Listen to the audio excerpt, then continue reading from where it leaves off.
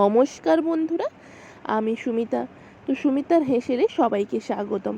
তো আজ আমি আপনাদের করে দেখাবো সকালে বা সন্ধ্যের টিফিনে কিভাবে আপনারা চিজ পরোটা বাড়িতে তৈরি করবেন। তো চলুন, এর জন্যে আমি প্রথমে এখানে 500 গ্রাম ময়দা নিয়ে নিয়েছি। তাতে দিয়ে দিলাম 1 চা চামচ লবণ, হাফ চামচ কালো জিরে এবং অল্প একটু তেল দিয়ে ভালোভাবে আমি প্রথমে এটিকে আলতো হাতে একটু মাখিয়ে নিব, যাতে পুরো মশলাটা আমার সব ময়দাতেই লেগে থাকে। এবং ভালোভাবে জল দিয়ে একটি ভালোভাবে নরম তুলতুলে ডো করে আমি 20 মিনিট রেস্টে রাখার পর এইভাবে লেচি করে নিচ্ছি। দেখতেই পাচ্ছেন একটু বড় সাইজের লেচি করছি। এইভাবে আমি 6টা থেকে 7টে মতো লেচি তৈরি করে নিব। আপনারা চাইলে ছোট আকারেরও লেচি তৈরি করতে পারেন। তো বন্ধুরা, এই পরোটা সকালের টিফিনে অথবা সন্ধ্যের টিফিনে খাওয়া যেতেই পারে। খুবই সুস্বাদু খেতে হয়। ছোট থেকে বড় সবাই এই পরোটা খেতে পছন্দ করবে।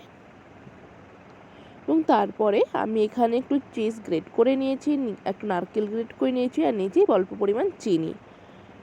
তো প্রথমে একটি লেচি নিয়ে একটু দু সাইডে ময়দা লাগিয়ে আমি বেলে নিব।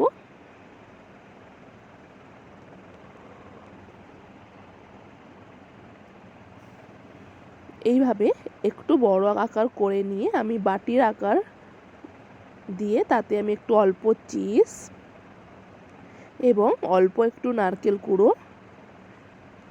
এবং হাফ চা চামচ চিনি দিয়ে ভালো করে মুখটা ঢাকিয়ে দিব এবং আবার আমি রাউন্ড শেপ নিব। দেখতেই পাচ্ছেন কিভাবে করছি। এইভাবে আমি রাউন্ড শেপ দিয়ে ভালোভাবে আমি বেলে নেব পরোটার আকারে।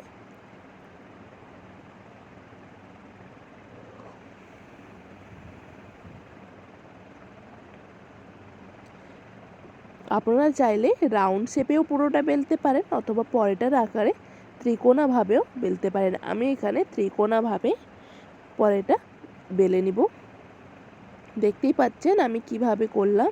এই সেম প্রসেসে আপনারাও করলে ঠিক এই 3 কোণায় পরোটা আকার নেবে এবং খুব আলতো হাতে এটি বেলতে হবে, নয়তো ভেতরে থাকা পুর বাইরে ফেটে বেরিয়ে আসার সম্ভাবনা থাকে বন্ধুরা।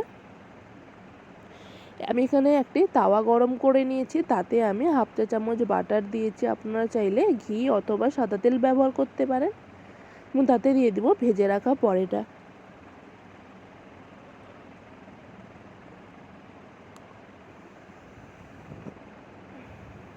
এই বেলে রাখা পরোটা ভালোভাবে দিয়ে আমি এপিঠ ওপিঠ ভালোভাবে ভেজে নিব।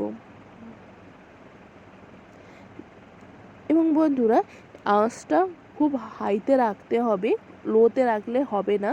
কেননা লোতে রাখলে পরোটাটা শক্ত হওয়ার সম্ভাবনা থেকে থাকে।